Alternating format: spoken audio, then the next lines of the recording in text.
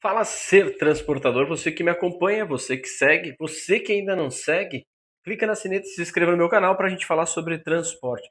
Eu sou o Luciano, mentor de transporte, e o meu foco é trabalhar na mentalidade dos gestores, do motorista, do supervisor, do coordenador, do gerente e do diretor.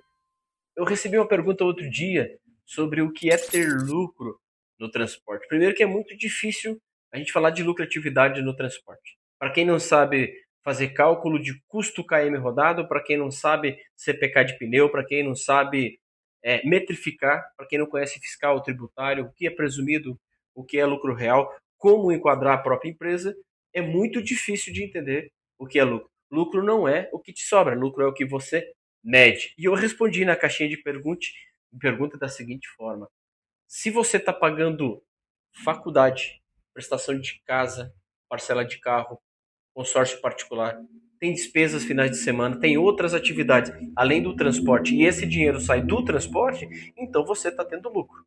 Se você está conseguindo pagar as contas em dia, pelo menos, você já está começando a ter lucro.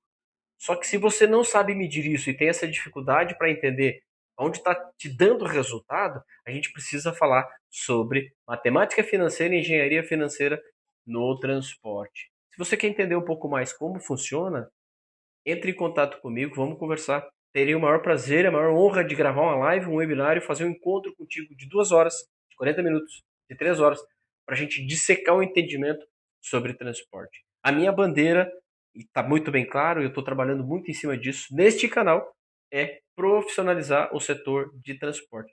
Preciso da sua ajuda, preciso do seu suporte, precisamos falar muito mais sobre isso. O transporte ele é tão esquecido, ele sofre muito neste país porque nós vivemos muito de amadorismo. Falando um pouco de números sobre o transporte, nós representamos 10, 12% do PIB desse país, 62% de todas as cargas transportadas nesse Brasil é via rodoviário, sobre caminhão, sob carroceria, sob um chassi. A gente está falando de 262, 264 mil transportadoras profissionais, evidentes com um número acima de 3, 4, 5 funcionários trabalhando. Nós temos 840 mil autônomos. Nós temos mais de 1 milhão de transportadores. Quantos milhões de pessoas trabalham de forma direta e indireta para o transporte? Eu não estou falando de logística. Sou formado em logística também. Conheço a estruturação da logística, do suprimento nacional, do supply chain desse Brasil, de todas as atividades voltadas para a logística. Mas o meu convite é para a gente discutir tecnicamente transporte, logística de veículo. O caminhão sair de um ponto para o outro e ter carga para transportar nesses movimentos. Mas quando eu não tenho carga para colocar sobre o caminhão, a logística não entra. Quem que tem que arcar com o custo é o transporte. Vamos falar de mais números? Nós temos um exercício que eu faço em algumas aulas com alguns alunos, é que nós temos os pilares da economia no nosso país. Indústrias, indústria alimentícia, indústria do farma, remédio, produtos hospitalares, nós temos o eletrônico, nós temos o eletrônico, nós temos a tecnologia, nós temos automóveis e caminhões, automobilístico, e nós temos o transporte. Para mim, o transporte é um dos pilares, pelo menos, que sustenta a economia desse país. O transporte ele ficou muito evidente na greve de 2018, na pandemia de 2020 e na comoção e todo o problema que teve no Rio Grande do Sul em função das enchentes. O transporte esteve presente em todas as atividades e ela suportou o grande problema desse nosso país. Outras atividades, outros setores também, mas ninguém fala sobre isso, ninguém fala do transporte. Então eu, Luciano, mentor, eu preciso da sua ajuda para a gente multiplicar esse trabalho, levando o nome do transporte rodoviário de carga nesse país. O que é um pneu, o que é uma carga tributária, o que é um ecossistema de manutenção, como fazer economia de combustível, como aplicar a regra de engenharia financeira para fazer uma composição de salário real para o motorista, pagar salário CLT, pagar diária, entender o comprimento de jornada, pagar hora extra, pagar comissão sobre o faturamento. Sim, todo mundo sabe que é assim que funciona. Pagar para ele bônus sobre resultado.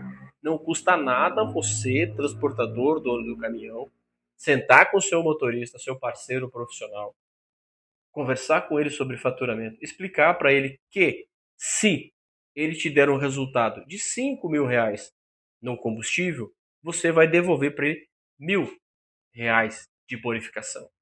O segredo é que para ele ter uma economia de R$ 5.000 de combustível, ele precisa calibrar pneu a cada 10, 15 dias, ele precisa controlar a velocidade, ele precisa arrumar bem a sua carga, regular os freios e estar com a estruturação em dia, ele tem que cuidar do agendamento, acordar um pouco mais cedo para não ter que acelerar muito mais, e uma série de outros fatores. Ele não vai ter que usar força, potência de caminhão para ultrapassar o outro, na serrinha do 90 que a galera gosta de brincar ali, de caminhão competir com caminhão, é uma coisa completamente ignorante da parte de quem faz isso, porque tu pegar um 540 com 460, um vai ter mais potência, o outro vai ter que dar mais torque. Um vai ter mais torque, o outro vai ter que dar mais potência. É isso que eu quero dizer. Porque é diferente, né? Potência é uma coisa, torque é outra. Potência, quando eu acelero, que eu injeto combustível, dou explosão, o carro arranca, ele vai ter potência. Mas quando eu seguro no torque, Scania, Volvo, qualquer outro tipo de caminhão, que eu deixo cair a velocidade e quando ele estabiliza ali no giro, no verdinho, em torno de 1.000 a 1.500 giro de RPM, você está segurando no torque. Aí não importa a velocidade que você está subindo, o que importa é você andar na faixa verde, você está dentro do torque. Assim, você está dando economia de combustível. Então você não precisa competir com o outro. Se o outro caminhão tiver uma velocidade maior num torque um pouco acima do seu, porque tem uma cilindragem maior, fazer o que? Deixa o cara embora. Ah, estamos viajando junto, não tem problema. Ele reduz uma marcha então e te aguarda para vocês andarem juntos. Qual é o problema de ter esse tipo de conta? Calcular junto.